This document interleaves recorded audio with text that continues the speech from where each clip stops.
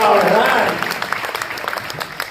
That was an amazing show last night. Thank you. I want to get that out of the way right now. We had so much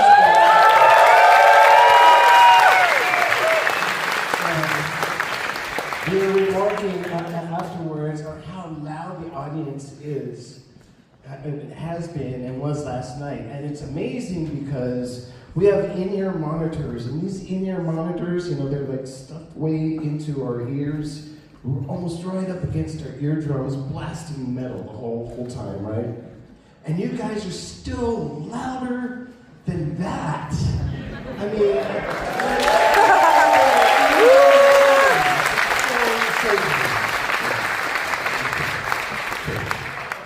I got that out of the way.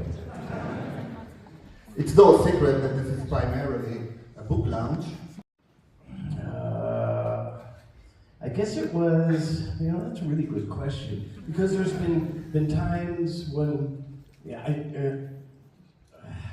it's hard to pinpoint exactly, but I think it was sometime after I'd gotten my first guitar and I was able to play the first song that I learned how to play, which was Purple Haze by It was Purple Haze? Yeah, and if you guys know anything about that song, it has a jazz chord in it that's really difficult, and I don't know what I was doing trying to learn that chord as a beginner, but I managed to do it, and so that, I think, after I learned how to play that song and got together with my friends in a garage, and we played Purple Haze, and it came to the guitar solo, and I just went for it. I didn't even know what I was playing. I was just doing anything, but it felt really good.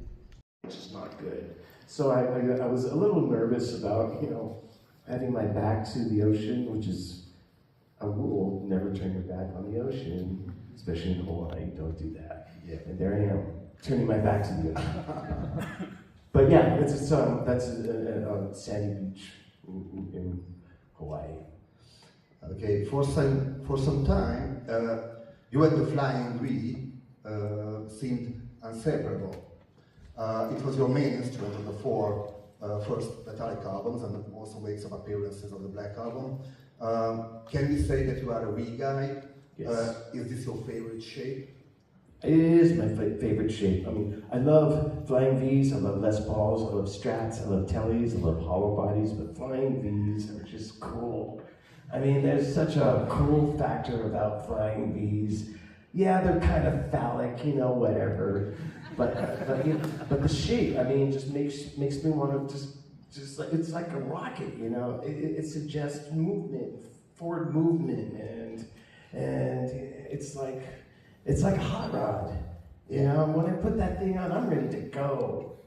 Yeah, I'm always ready. I ain't gonna play any jazz on my Flying V. I'll play jazz on Greenie because Greenie, can do that. But when I put on any Flying V, it's always for and nothing else, bro. I love the way it looks. But Greenie is just a real special. I mean, I have a weird connection to Greenie, which I'm sure Peter Green had and felt, and then which I'm sure, I know Gary Moore felt as well. His old phone number. So I sent a phone number, Peter Bench is one of our managers, by the way.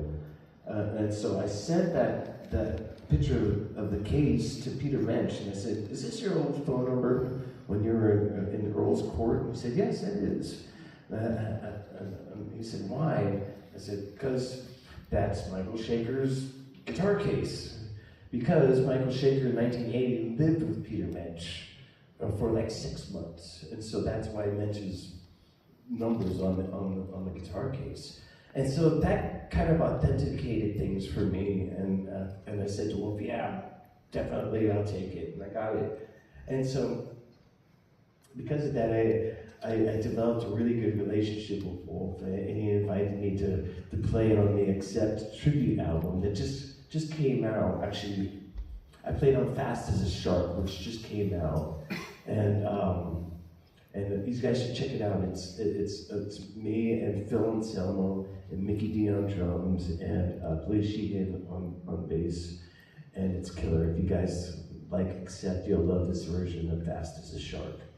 But, so this guitar, I gave to Gibson, and Gibson scanned it and released it. He released 30 copies of it, and as the Michael Schenker UFO Flying V, and Michael Schenker actually signed all 30 of them.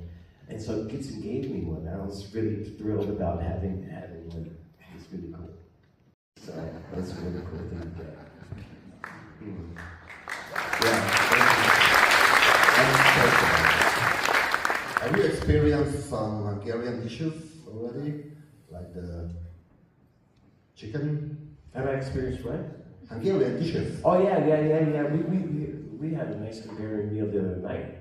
And you know, we love the food here. The food is really, really great. I mean, Rob and I, we are always talking about the food in local places.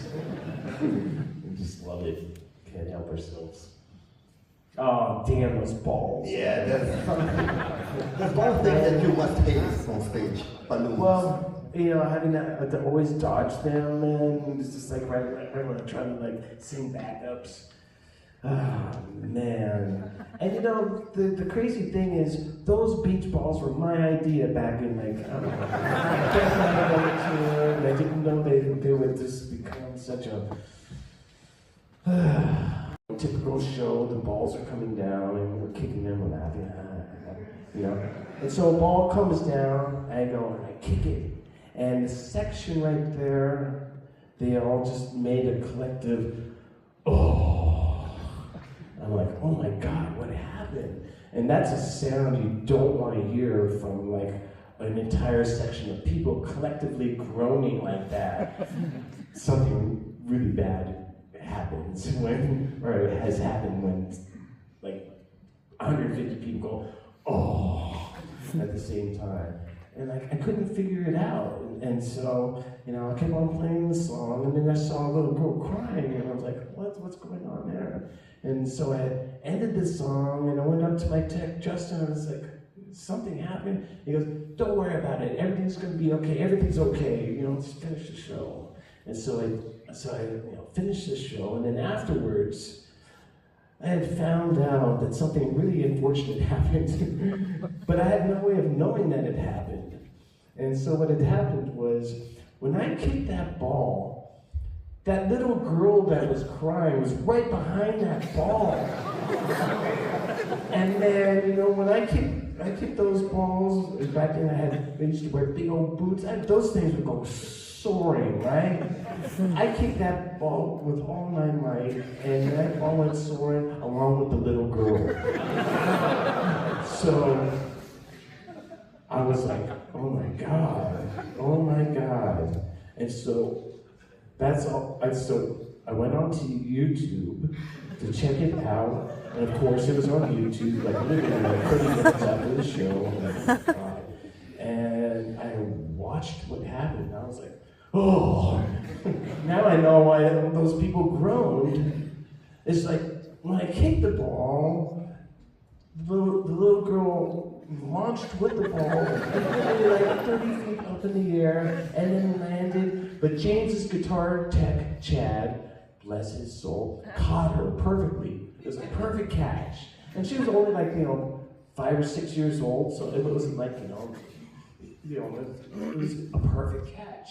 And he caught her and just set her down, and then she was crying, and that's when I saw her crying. And so I was like, oh my God, I can't believe that happened. And it was amazing. It wasn't just, our stage was about 12 feet off the ground to begin with, so when she got on, she was literally like 30 feet up in the air.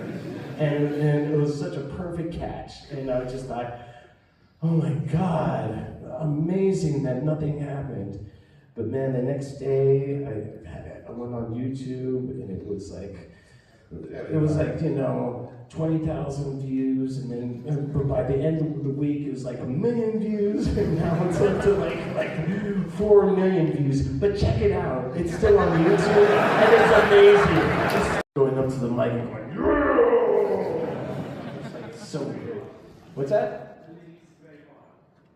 The lyrics are very hard. Oh yeah. That's not my. That's Rob's. I guess Rob does a great job learning all those lyrics phonetically. I mean, you should see the notes, man. And I picked up that and I was like, what is this? It looks like Gibberish. like gibberish, yeah, child gibberish. But it's phonetic notes on how to speak Hungarian, or Italian, or it's like it's amazing in what he does, and he does a lot of work, just planning stuff and investigating what songs we should play. And when he played me that song, I was blown away. I love that track. It's super satanic. Depths of Hades, and I love that. I mean, they could be singing about, I don't know, going to a picnic or something. I don't know what they're singing about. But to me, in my mind, they're like a bunch of demons singing, really heavy music. And good band, good band. You'll be at the same tomorrow?